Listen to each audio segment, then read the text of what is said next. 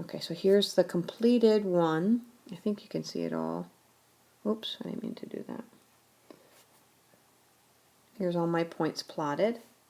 Yeah, I think I have them all on there. Yeah, they fit all on the screen. So just double check that your ones are plotted same spot as mine. And then mainly in your homework, you're going to pick out what quadrants points are in. You're going to pick out the coordinates of certain points. Nothing major. It shouldn't take you more than a few minutes. Okay, so if you've got any questions, just email me. Don't forget, you're going to do this homework in my math lab, and you're going to take your quiz as a take-home quiz. And have a good weekend. I'll see you on Monday. Hi everyone. I just want to do a quick little review for you for graphing on the XY plane so that you can do the homework in my math lab over the weekend. So I'm taking the document there's a handout that I posted in Blackboard on the announcement, and I'm using that for the video. So if you don't have that already, you might want to just stop this and go back and print it out. And I'm actually starting on the second page of it, and that's where I'm going to start the video. So I just want, again, just a quick review to be able to plot points, pick out the points of, pick out the coordinates of points that are already plotted. So what we have here, this picture is, when you're plotting an ordered pair, okay, an ordered pair looks like this. Okay, ordered pairs when you have two values. Okay, we usually use x and y. It doesn't really matter the variables. And you're going to see when we are in class on Monday that we might have two different variables. But the first ones are what we call our independent variable, and the second ones are dependent. So we use x and y most of the time when we're on this graph. You can see the x-axis goes side to side, left to right. That's the horizontal axis, and the y-axis goes up and down. Okay. So the Cartesian plane, another term you might have heard or word for this is also the rectangular plane, or sometimes we just call it the XY plane. Okay, so all those just mean that we're graphing it really in ordered pair. If we only had one variable, we would graph that just on one single number line because we'd only have one number to actually plot. Okay, so first thing I just want to go through, we just looked at the x-axis, which goes left to right, y-axis goes up and down. You have your origin right here in the middle. Okay, and the origin is always the point, 0, 0, because we haven't moved anything left or right, and we haven't moved anything up or down. And now you can see that the two axes, the x and y axis, divided into 4 parts, and those are called quadrants. So the way they go is you've got this quadrant 1 is right up here. We're going to come back and add something to that in a second. And it goes counterclockwise, so this is quadrant 2.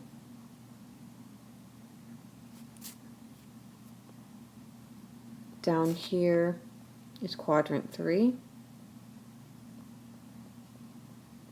And over here is quadrant 4. Okay, just using the Roman numerals. Okay, so if I come back to quadrant 1, okay, so what we really want to know about these quadrants is what kind of x's and y's fall in there.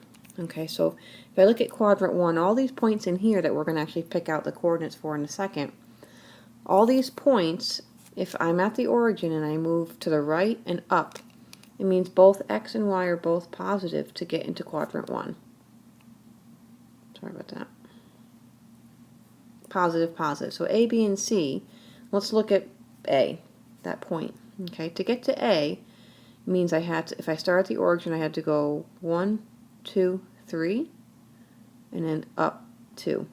Okay, so the coordinates for A is 3, 2. Okay, so if I go to B, I'd have to go 1, 2, 3, 4, 5, and then 1, 2, 3, 4, 5. So B's coordinates are 5, 5. And then C, let's see, we have to go over 7 to the right, so that's positive, and up 8. So C has coordinates 7, 8. So all those, both x and y, are positive. So let's move over to quadrant 2. Okay, quadrant 2, in order to get to points D and E, I would have had to go left, but still up. So my x coordinate would be a negative, and my y coordinate would be positive. Okay, those are the kinds of ordered pairs that fall in quadrant 2. So let's look at D. Alright, so if I'm at the origin, I would go 1, 2, 3, 4, 5, 6 to the left. Whoops, I overdid it. And then 1, 2, 3, 4 up. So the ordered pair for this would be -6, because I went 6 left, up 4. And then likewise E, I would have to go left 1, 1, 2, 3, and then up 7. So it would be -3, 7. That would be the coordinates of that ordered pair. Okay, so let's move down. Quadrant 3. Okay, quadrant 3, in order to get to points F and G, you would have to go left, which is negative, and down, which is negative. So these have both negative coordinates for X and Y. So let's look at F. Okay, so for F, to get to F, I'd have to start at the origin and go 1, 2, 3, 4. 4 left. And then I would have to go down 1, 2, 3, 4, 5, 6. So -4, -6 are the quadrants for that one. And in G, likewise, I'd have to go left 8. And then I have to go down down 8 as well, so -8, -8. And then quadrant 4, to get over there, I'd have to go right, which means my x's are positive, and then I have to go down, so my y's are negative. So if we look at point Q, okay, so Q, if I'm at the origin, I'd have to go 1, 2, 3, 4, 5, 6 to the right, 6 to the right, so that's positive. And then I have to go down 1, 2, 3, 4, 5, so that's down 5. And likewise for P, I would have to go to the right 9, and I have to go down 9, so -9. This one didn't happen to have, I'm going to add one other point. I'm going to go over here and add the point, let's see, right here.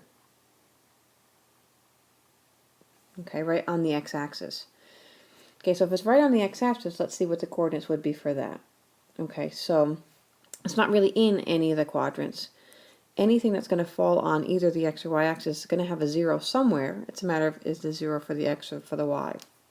So if I want to get to this point over here, let's just call it, what do we not have? We'll call it x. No, we won't. Let's call it something different, L.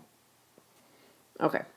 So if I want to get to L, I start at the origin, I have to go left 8 units. So I had to go left 8, and I didn't have to do anything else. I didn't have to go up or down at all. So my y is 0 in there.